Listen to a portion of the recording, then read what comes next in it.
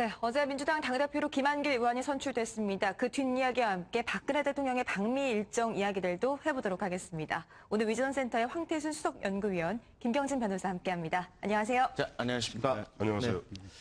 자, 먼저 김경진 변호사께 여쭤보도록 하겠습니다. 예. 어제 민주당 전당대회에서 이제 김한길 신임 당대표가 선출이 됐습니다. 뭐 광주 지역 의원들끼리 사실은 단일화도 성사됐습니다만 이번에 김한길 의원의 압승으로 결론이 난 것 어떻게 해석을 해야 될까요? 일단 지난번에 이제 민주당 대통령 선거에 대한 어떤 평가 보고서가 발간이 됐지 않습니까? 근데 그 보고서의 핵심 내용은 친노 세력이 정치적 책임을 지는 모습을 좀 보여달라라는 것이 핵심 내용이었습니다. 그래서 이제 한명숙이라든지 이해찬 이런 친노의 어떤 은퇴라든지 뭐 이런 얘기까지 심지어 거론이 되고 이랬었는데, 근데 이제 그럼에도 불구하고 그 민주당 내에서 아무도 지금 책임지는 자세를 보이지 않아서 결국은 이번 전당대회에서 민주당 당원들이 친노 세력을 표로서 그냥 심판해 버렸다. 이 의미가 제일 크다고 보겠고요. 두 번째는 지금 이제 안철수 세력과의 어떤 연대 문제, 이것에 대해서 어느 정도 방점을 찍을 것인가.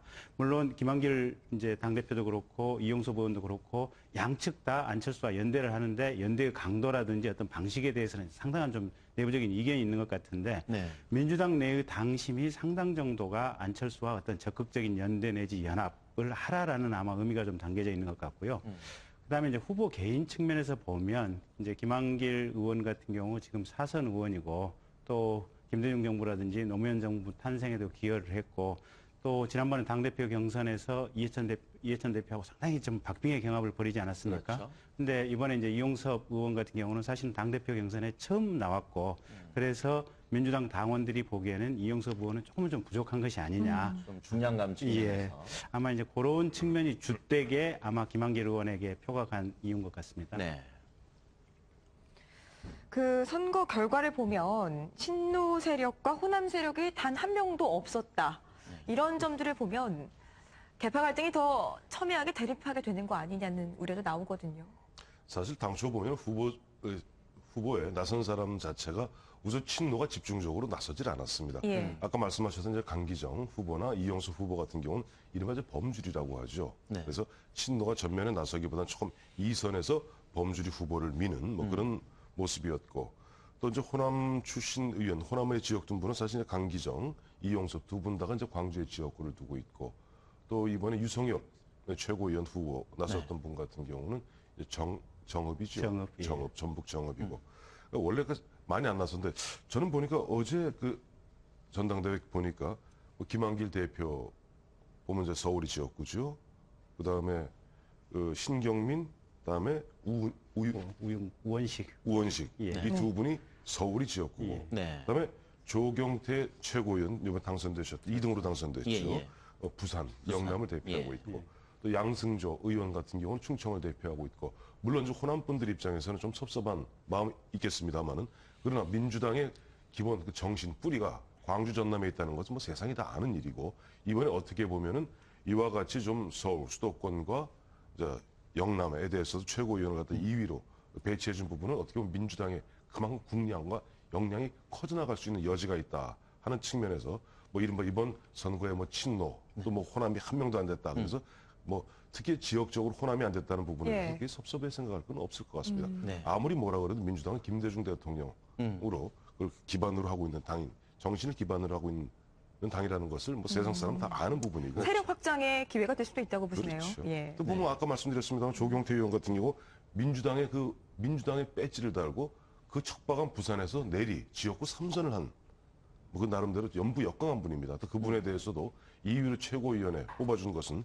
민주당의 그만큼 대의원들, 당원들이 성숙해 있다. 예. 이런 부분에 사실 조경태 의원 같은 경우는 한 두어 차례 실패를 계속 실패했거든요, 지도부에. 그렇죠. 그리고 예. 이번 세 번째 만에 지도부 입성에 성공했다는 부분은 저는 민주당이 굉장히 어떤 긍정적 시그널로 보고 있습니다. 네. 그러니까 조금만 부언을 하자면, 민주당 당원들 당심이 호남을 의도적으로 배제한 것 같지는 않아요. 그러니까 친노를 심판하고 친노를 배제하자는 데는 전체적인 의견의 일치는 있지만, 이제 호남 같은 경우는 지금 강기정, 이용섭, 그다음에 유성엽 세 분이었는데, 강기정, 이용섭은 어차피 대표 단계에서 이제 조금 역량이 부족해서 거기서 배제가 된 것이고, 네. 유성엽 의원 같은 경우에는 사실은 지금 요번에 이제 어떤 민주당 내에서 입지가 요번에 대표들 되신 분들에 비해 최고위원 되신 분들에 비해서는 조금 부족한 상황이고 그래서 어떤 민주당원들의 성숙한 어떤 선택의 결과지 이 자체가 호남을 의도적으로 배제했다 이렇게 볼 수는 없는 것 같습니다. 네. 한 가지만 저도 부연 설명드리면 이제 유승엽 의원 같은 경우는 이제 전북 정읍의 재선입니다만 그분이 2번 다가 무소속으로 당선된 분이에요. 아, 그러니까 그렇군요. 그 당시 정읍에 원체적 거물이 한 분 계셨기 때문에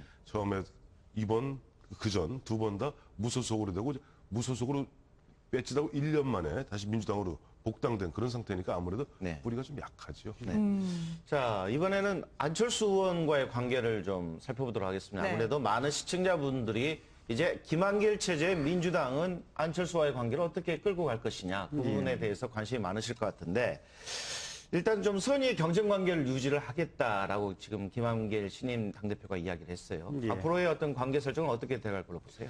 그러니까 이제 김한길 당대표가 아마 이제 민주당 당내 쇄신을 적극적으로 하면서 네. 동시에 안철수 세력과의 어떤 연대 연합을 모색하는데 아마 기본적으로는 영입을 목표로 할 텐데 문제는 안철수 의원 쪽에서 영입을 받아들일 것인지 아마 별로 받아들일 상황은 아닌 것 같습니다. 네. 그렇다고 본다면 10월 재보궐선거의 결과를 가지고 결국은 안철수 세력이냐 아니면 민주당이냐 어느 쪽이 어떤 야권 내에서의 주류적 위치를 잡느냐 이걸 가지고 경쟁을 할 것 같고요. 다만 이제 이번 당대표 선거와 관련해서 호남에서 지금 아무도 없기 때문에 안철수 세력이 지금 본인들이 정당화를 한다고 했을 때 첫 번째 어떤 집중 공략지가 결국 호남이 될 수밖에 없을 텐데 네. 호남민들 입장에서는 지금 아마 안철수 신당에 대해서 생기지도 않았지만 상당한 기대감을 가지고 있고 또 민주당 내에서 결과적으로 지금 자신들의 어떤 입지도 별로 없다라는 어떤 느낌을 호남민들이 가질 것이기 때문에 의외로 안철수 신당이 호남 안에서 속칭 신당 창당 작업을 하고 뿌리를 내리기가 좀 더 좀 용이한 상황이 될 것이다. 그런 측면에서 본다면 아마 장기적인 관점에서 보면 지금 현재가 안철수 신당은 좀 더 좀 유리한 상황이고 민주당으로서는 조금 불리한 상황이 되지 않았을까 이렇게 아직 생각이 됩니다. 생겨나지도 않았는데 네. 안철수 신당에 대한 지지율이 2배 이상 높다는 거 좀 의미 있게 봐야 되지 않아요? 2배 이상 높은 정도가 아니죠. 보면은 안철수 신당을 전제로 했을 경우는 새누리당보다도 높아요. 그러니까 예. 그만큼 보면은 기성 정치권 정당에 대해서 아주 국민들이 마음을 채 못 주고 있다. 또 여전히 보면은 어떤 새누리당과 민주당 그 사이의 공백 중간지대가 아직 넓게 퍼져 있다 뭐 하는 부분이고 아까 이제 안철수와 민주당 관계를 말씀하셨습니다만 어제도 보니까 김한길 대표 당선 원래 보면 유세 과정에서도 독한 혁신을 얘기하면서 독한 혁신이 곧 개파주의 청산을 얘기합니다. 어제도 당선 이제 수락 연설하면서도 첫 번째로 내건 것이 개파주의 정치를 청산하겠다. 네. 즉 분열주의, 교조주의, 포퓰리즘과의 결별하겠다. 뭐 이런 식으로 먼저 당을 갖다 쇄신하고 혁신하고 개혁해 나가겠다는데 김한길 대표가 좀 의도하는 대로 그와 같이 어떻게 보면 새로운 모습으로 민주당이 거듭난다면은 현재까지는 솔직히 말해갖고 안철수 의원이 칼자루를 쥐고 있는 형국이거든요. 예. 아까 앵커께서 말씀하신 대로 아직 탄생도 안 한 안철수 신당이 압도하고 있으니까요.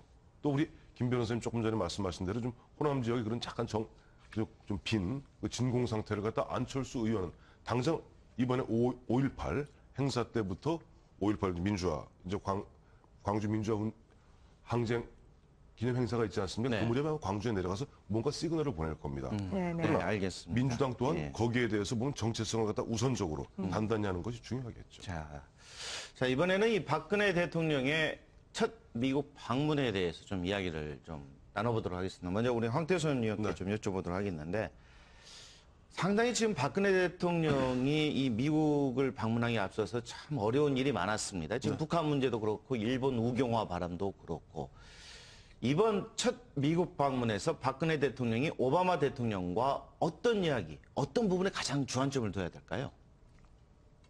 그 북한 문제겠죠. 그렇겠죠. 박근혜 대통령이 이번에 두 가지 본인이 지금 보면 생각하고 있는 대북 정책의 기본 골간은 한반도 신뢰 프로세스입니다. 여기에 대해서 어떤 미국의 적극적인 동의와 미국의 참여를 갖다 끌어내야 됩니다. 또 하나는 서울 프로세스라 그러죠. 동북아 평화, 협력, 구상. 이런 서울 프로세스에 대해서 서울 프로세스는 그건 뭐냐니까 기본 골간이 미국이 지금까지 일방적 패권 패자로서 동북아 질서를 주도해왔다면 이제는 이미 G2로 커온 중국과 미국, 그다음에 일본의 이런 다사 간에 어떻게 보면 좀 세력 균형을 맞추면서 우리도 거기서 좀 목소리를 내겠다는 것이 바로 서울 구상, 서울 프로세스의 근본 골간입니다. 거기에 대해서 미국의 동의, 미국의 입장의 전환 이런 것을 요구하는 뭐 그런 모임이 될 텐데 사실은 가서 이번에 정상회담 한 40분 정도예요. 과연 그 40분 동안에 그래요. 너무 짧아요. 통역 빼고 나면 20분인데요. 예. 20분 만에 나 10분, 당신 오바마 10분 하면은 정말 그와 같은 얘기를 충분히 할 수 있을까? 물론 그 정상회담 40분 이후에 오찬 모임 갑니다만 또 오찬 모임이라는 것은 여럿이 함께 하다 보니까 속 깊은 이야기를 하기가 쉽진 않거든요. 혹시 파격을 연출하려고 일부러 시간을 좀 짧게 놔두지 않았을까요? 통상 보면 그런 건 있어요. 보면은 정상회담 때도 일부러 좀 짧게 잡았다가 나중에 정상 애누리 하는 거예요. 그러니까 네. 원래 1시간 반 할 생각 해놓고 예. 원래 1시간 예정되어 있다 그러고 나중에 보면 이야기가 진지하게 진행되다 보니까 30분씩이나 연장됐다. 극적 그러면- 대화예요. 그렇죠. 그러면 보는 언론이나 시민들, 국민들 입장에서 이 두 분이 굉장히 진지하게 얘기 잘했나 보다 이런 느낌을 받게 되거든요. 예. 대통령에 대해서 너무 불경스러운 관측인지 모르겠습니다. 네, 또 제가 주목해 볼 만한 것이 이번에 경제사절단의 규모가 어마어마했다 이런 점이잖아요. 52명이라고 하는데 예. 이 기존보다 한 두세 배 정도 되는 것 같아요. 2배 정도 인원이 되는 예, 것 같아요. 예. 어떤 의미를 좀 둬야 될까요? 일단 지금 그러니까 현재 그 어떤 남북한 간의 어떤 군사적 대립 관계 상당히 이제 있었는데 이것으로 인해서 한국 경제에 대한 어떤 대외적인 불안감 요소들이 상당히 있었거든요. 근데 경제 사절단들이 같이 감으로 해서 한국 경제가 건재하다 이런 점을 이제 대외적으로 좀 과시하는 측면이 하나 있을 것이고 또 경제인들 입장에서 보면 그 대통령하고 이렇게 같은 시간을 이렇게 계속해서 이렇게 긴 시간 머물 수 있는 자리가 없는데 같이 동행을 하다 보면 거기서 자연스럽게 대통령과 어떤 현재의 경제 민주화 정책에 대해서 경제인들 입장에서 건의할 것, 또 대통령의 의견을 듣고 받아들일 것, 상호를 이렇게 자연스럽게 얘기할 기회가 생기다 보니까 아마 경제단체 입장에서도 아마 자발적으로 상당히 좀 따라가지 않았나 싶습니다. 김 변호사님, 그런데 이번에 좀 아쉬운 게 청와대 쪽에서 지금 박기중 원내대표라든지 민주당 의원들도 좀 이번 기회에 좀 가자라고 이야기했어요. 예. 좀 북한 문제로 인해서 좀 재계까지도 가서 이른바 한국 그 코리아 디스카운트를 어떻게 예. 한번 줄여보려고 예를 쓰는데 예. 좀 동참했으면 훨씬 더 국민들에게 좋은 모습 보여주지 않았을까요? 예, 간다 안 그럴 것 간다 같습니다. 말하다가 결국 안 갔네요. 예, 그러니까 갔어야 되는데 예. 다만 이제 민주당이 이제 전당대회 기간이고 당대표 경선 기간이다 보니까 아마 그런 점에 있어서 의사결정이 조금 순위에서 좀 밀린 것이 아닌가 그런 점은 좀 아쉽고요. 아마 앞으로 다음부터 있을 정상회담에서는 민주당이 좀 적극적으로 참여해서 어떤 범국가적인 초당적 외교가 가능하다 이런 점에 대한 어떤 대외적인 인식이 분명히 있어야 될 것 같습니다. 이 박 대통령의 이 담화를 앞두고서 박정희 대통령과 이 비교하는 기사들도 좀 나오고 있거든요. 네. 이번에 만난 오바마 대통령이 블랙 케네디라고 하잖아요. 박 대통령, 박정희 대통령이 예전에 케네디 만났던 이 일화들도 나오고 있는데 그렇죠. 뭐 1961년입니다만 이제 5.16 쿠데타 이후에 한 6개월 만에 11월 그해 11월에 케네디를 방문한 물론 그 당시에 박정희 대통령은 아니었습니다.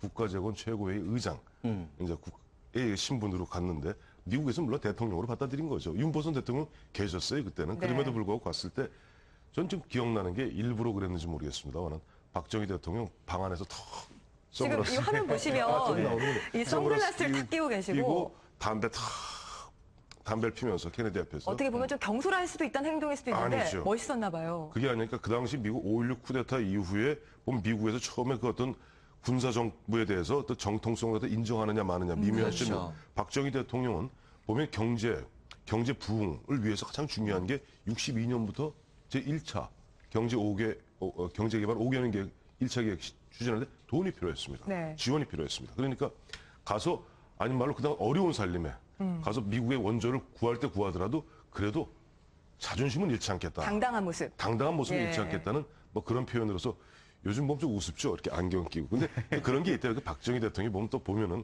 그 단호한 측면이 있는 반면에 네. 조금 마음이 약해갖고 이 선글라스를 끼면 상대방이 눈을 잘 못 보지 않습니까? 그러니까요. 박정희 예. 대통령은 돈을 빌리러 갔는데 이번에 박근혜 대통령은 경제 동반자로 간다는 점 의의 있게 좀 봐야 될 것 같습니다.